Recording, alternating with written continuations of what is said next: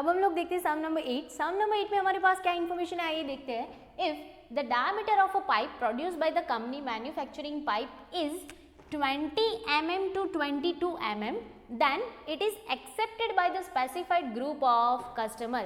अगर हम लोग जो पाइपलाइन प्रोडक्शन कर रहे हैं उसका डायमीटर अगर 20 से 22 mm तक का है तो कस्टमर उसको क्या करते हैं, एक्सेप्ट करते हैं। क्लियर। आगे देखते हैं, स्टैंडर्ड डेविएशन इज 4 mm, यानी कि हमें एक इन्फॉर्मेशन मिला कि सिग्मा हमारा 4 है। Clear.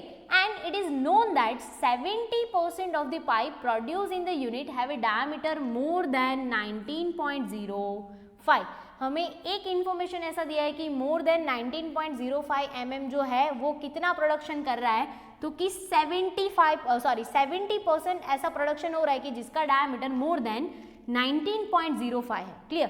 Find the average diameter of the pipe, यानी कि हम लोगों को एवरेज फाइंड करना, और एवरेज का मतलब क्या होता है, म्यू। म्यू हमारा मिसिंग है। क्लियर। और आगे का एक अनदर क्वेश्चन है कि also find the percentage of a pipes rejected by the specified group of customer. तो पहले हम लोग ये एवरेज फाइंड कर लेते हैं, फिर हम लोग ये रिजेक्शन का परसेंटेज फाइंड करते हैं। क्लियर। तो फर्स्ट ऑफ ऑल इन्फॉर्मेशन देखो आपको क्या दिया है, तो कि मोर देन 19.05, यानी कि x वाला हमारा क्वेश्चन क्या बनेगा गाइस, तो कि p of x greater than और equal to 19.05 is equal to, वो भी हमें दिया है कि ऐसा कितना परसेंटेज प्रोडक्शन हो रहा है, तो कि 70%। क्लियर। तो ये हो जाएगा 70%। सिंपली अब हम लोग इसको क्या करते हैं, z में कन्वर्ट करते हैं, तो ये हो जाएगा p of x minus mu upon sigma greater than और equal to 19.05 minus mu divided by 4, क्योंकि म्यू का वैल्यू तो हमें पता नहीं है।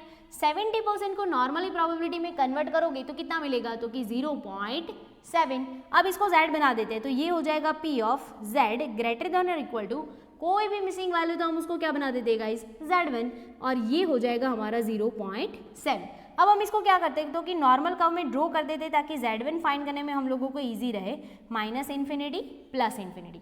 अब ये देखना है कि हमारा एंगल कौन सा है, ग्रेटर देन, यानी कि एंगल इस साइड, तो इस साइड से चलते चलते चलना शुरू करना है। कहाँ तक चलना है, तो कि 0.7 कवर हो जाए वहां तक चलना है। क्लियर। तो यहाँ से चलते चलते शुरू करो, हमें इतना पता है कि यहाँ तक कितना कवर होता है, 0.5, तो और आगे चलना पड़ेगा ना, यानी कि हमारा z1 जो है वो यहाँ कहीं पे हो सकता है। Clear guys. तो ये जो इतना एरिया है ना वो है हमारा 0.7।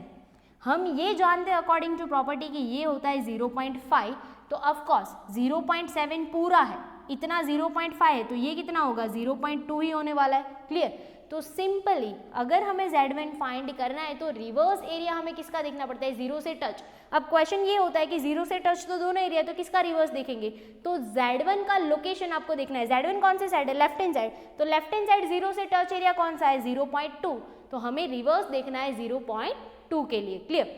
बट पहले हम लोगों को ये दिखाना पड़ेगा ना कि 0.2 हमें कैसे मिला है नोटिफिकेशन में, तो पहले वो दिखा देते। हम लोगों ने कैसे फाइंड किया, तो कि z1 से इन्फिनिटी हम जानते थे, क्वेश्चन में दिया था, 0 से इन्फिनिटी हमें पता था अकॉर्डिंग टू प्रॉपर्टी, तो इतना 0 से इन्फिनिटी माइनस कर देंगे तो ये वाला इतना एरिया मिल जाएगा।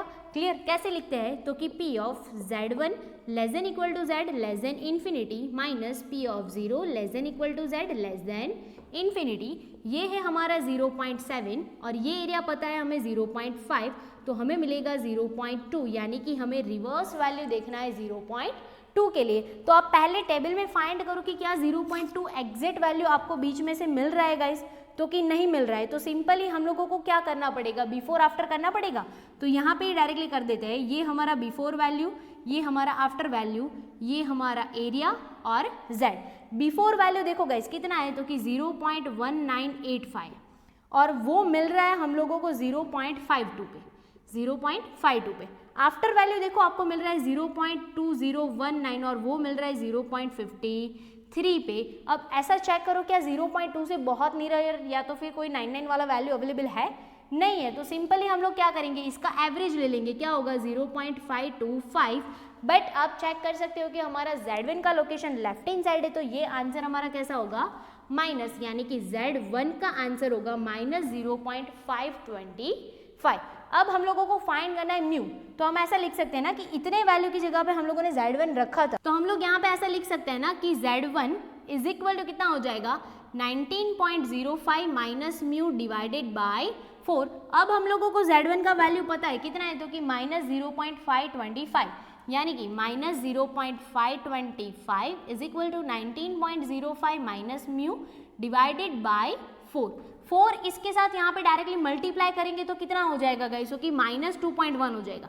-2.1 is equal to 19.05 minus mu, ऐसा वैल्यू हमारे पास है। क्लियर, हमें म्यू फाइंड करना है, म्यू माइनस है, इक्वल टू के ये साइड ले आएंगे तो प्लस हो जाएगा, -2.1 सामने जाएगा तो अगेन प्लस हो जाएगा, तो म्यू इज इक्वल टू हो जाएगा 19.05 प्लस 2.1, तो म्यू का आंसर हमें मिलेगा 21.15, तो ये हो गया हमारा म्यू। क्लियर, यानी कि हम लोगों को जो एवरेज वैल्यू फाइंड करना था फर्स्ट क्वेश्चन में वो हमारा हो चुका है। अब नेक्स्ट वन क्वेश्चन देखते हैं, हमें क्या फाइंड करना था, तो कि also find the percentage of pipes rejected by specified group of customer.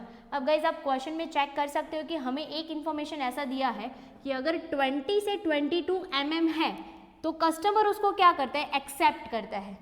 Question हमें रिजेक्शन का पूछा है, मतलब हम ऐसा कह सकते हैं कि अगर 20 से 22 है तो एक्सेप्ट है, तो उसके बाहर का है यानी कि 20 से डाउन है या फिर 22 से अप है तो वो क्या हो जाएगा, रिजेक्ट हो जाने वाला है। क्लियर, बट क्या हम ऐसा कर सकते हैं कि हम जानते हैं कि टोटल प्रोबेबिलिटी कितना होता है 1, हम सिंपली ऐसा कर सकते हैं कि 20 से 22 वाला प्रोबेबिलिटी फाइंड कर लेते हैं, मतलब एक्सेप्शन का प्रोबेबिलिटी फाइंड कर लेते हैं और फिर उसको 1 में से माइनस कर देते हैं, तो जो बाकी बचेगा वो ऑफकोर्स किसका होगा, रिजेक्शन का होगा, तो मतलब आराम से इजीली हो जाएगा। क्लियर, तो ये वाला क्वेश्चन अगर हमें फ्रेम करना है एक्स के लिए 20 से 22 यानी कि बिटवीन वाला क्वेश्चन होगा, तो वो कैसे हम लोग बनाएंगे, तो कि P of 20 less than equal to x less than equal to 22, तो ये हो जाएगा हमारा x का क्वेश्चन, बट ये याद रखना है कि ये एक्सेप्टेड के लिए है। क्लियर, अब इसको z में कन्वर्ट करते हैं तो ये कैसा हो जाएगा, P ऑफ 20 माइनस म्यू, यहाँ पे हम लोगों ने फाइंड किया 21.15